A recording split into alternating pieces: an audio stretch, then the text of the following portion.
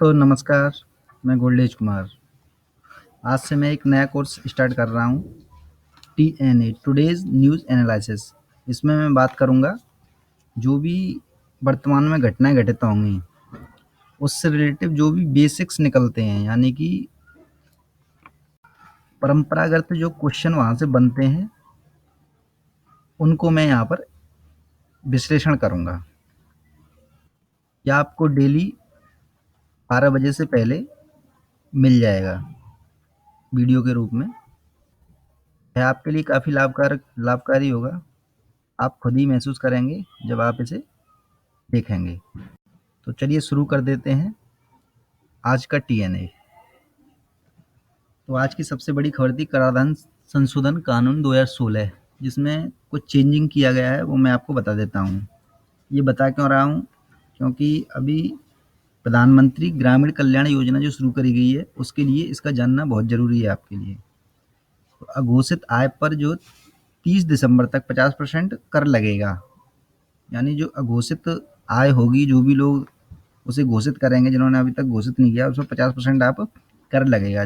वो किस प्रकार से होगा, जिस पर 30% टैक्स लगेगा, 10% पेनल्टी लगेगी और 33% अधिभार लगेगा, यानी सरचार्ज जिसे कहते हैं। मैं आपको आगे बता दूंगा सरचार्ज क्या होता है।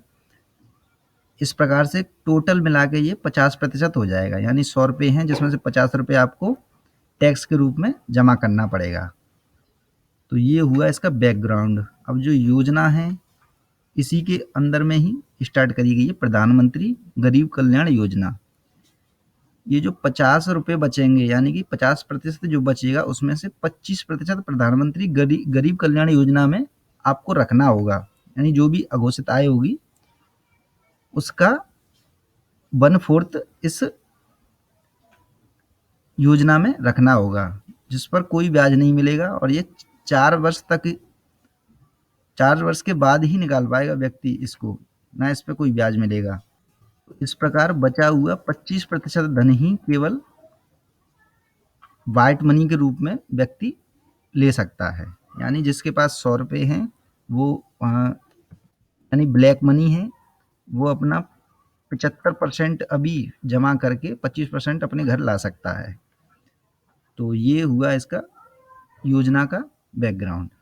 चलिए थोड़ा सा अधिचार्ज के बारे में बता दूं मैं, क्या होता है ये टैक्स पर लगने वाला टैक्स होता है ये। यानी कि जैसे मान लीजिए अभी यहाँ पर मैंने बताया था 30% टैक्स लगेगा, तो ये 30% पर 33% टैक्स और लगेगा, यानी 30% पर 33% टैक्स लगा दिया जाए तो लगभग 9.5 से ऊपर आ जाता है। इस पर ऐसे लगता है ये अधिभार, यानी टैक्स के ऊपर टैक्स लगता है।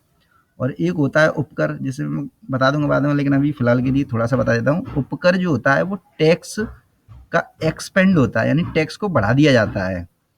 जैसे 15.5%, 14%, 14.5% टैक्स है मान लीजिए, और 0.5% और लगा दिया गया, यानी 15% हो गया। तो ये हो गया उपकर, यानी कि कर को बढ़ाना, ये हो गया उपकर। और अधिभार टैक्स के ऊपर टैक्स। तो आप समझ गए होंगे ये। आप थोड़ा सा सोच रहे होंगे कि गवर्नमेंट ने ये तो black and white fair and lovely वाली स्कीम लागू कर दी है। हाँ दोस्तों, ये है ज़रूर फेयर एंड लवली, लेकिन ये जो लोग हैं जिन्होंने काला धन छुपाया हुआ है वो भी हमारे देश के ही लोग हैं, और जो उन्होंने छुपा लिया है धन, इसका कारण हमारी अब तक चलती आ रही व्यवस्था है। यानी कि हम व्यवस्था को अगर ठीक कर दें तो हमारे जो लोग हैं वो कर चोरी नहीं करेंगे। तो हमारा उद्देश्य उनको सजा देना नहीं है, एक तरह से ये मान के चलिए। आने वाले समय में अपना कर अच्छे से जमा करें, इस पर हमें बढ़ावा देना है। तो इस वजह से ये योजना लाई गई है, और अब तक लाई गई थी इससे पहले तक, और ये उसी का एक्सपेंड है ये, मान लीजिए। चलिए आइए अब नेक्स्ट जो भी है उसे देख लेते हैं। ये आपका केंद्रीय उत्पाद शुल्क, ये कल की न्यूज में इस वजह से है, जो पीओएस मशीन होती हैं जिनसे व्यापारी क्रेडिट कार्ड के द्वारा पैसे लेते हैं, उन पर से केंद्रीय उत्पाद शुल्क जो होता है वो उन्होंने 31 मार्च तक समाप्त कर दिया है। यानी 31 मार्च तक इन मशीनों पर टैक्स, केंद्रीय उत्पाद शुल्क नहीं लगेगा। तो इस वजह से इसका बेसिक जान लेना ज़रूरी है। ये इम्पोर्टेंट नहीं है कि पीओएस मशीनों पे किया गया है या नहीं किया है, लेकिन क्वेश्चन आपका केंद्रीय उत्पाद शुल्क से बन सकता है, जो भी है, जैसे भी है, किसी भी एग्ज़ाम में। तो जान लेते हैं ये क्या टैक्स है। देश के भीतर उत्पादित वस्तुओं पर लगता है, यानी उत्पाद जैसा नाम में ही है ये उत्पादन शुल्क, तो ये उत्पादित वस्तुओं पर लगता है। कुछ वस्तुएं जैसे शराब, तंबाकू आदि हैं, जिस पर राज्य सरकार लगाती है, यानी राज्य सरकार अलग से लगाती है। पूर्ण रूप से केंद्र सरकार नहीं लगाती है, ये ध्यान रखना है।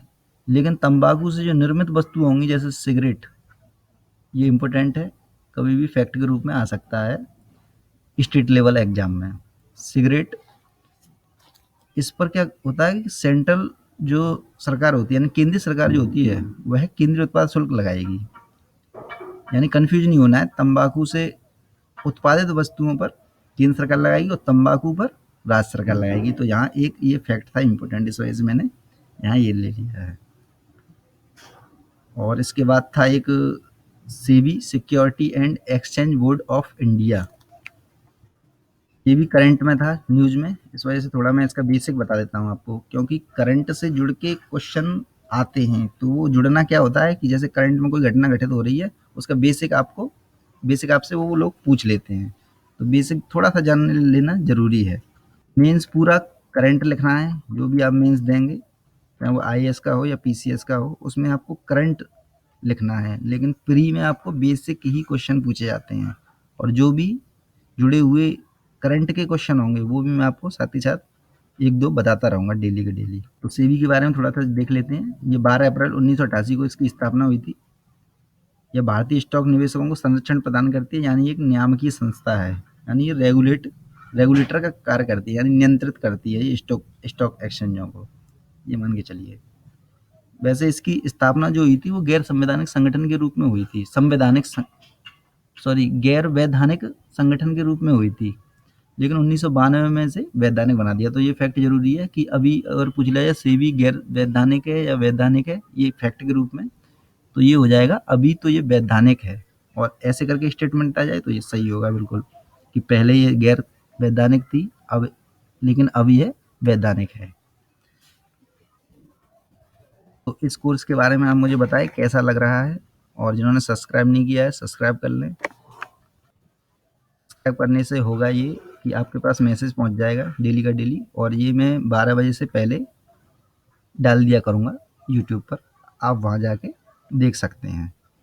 और ये आपके लिए बहुत ही ज़्यादा लाभकारी होगा, ये मेरा मानना है पक्का, आप खुद भी इसे महसूस करेंगे। देखते रहिए मेरा ये चैनल। धन्यवाद।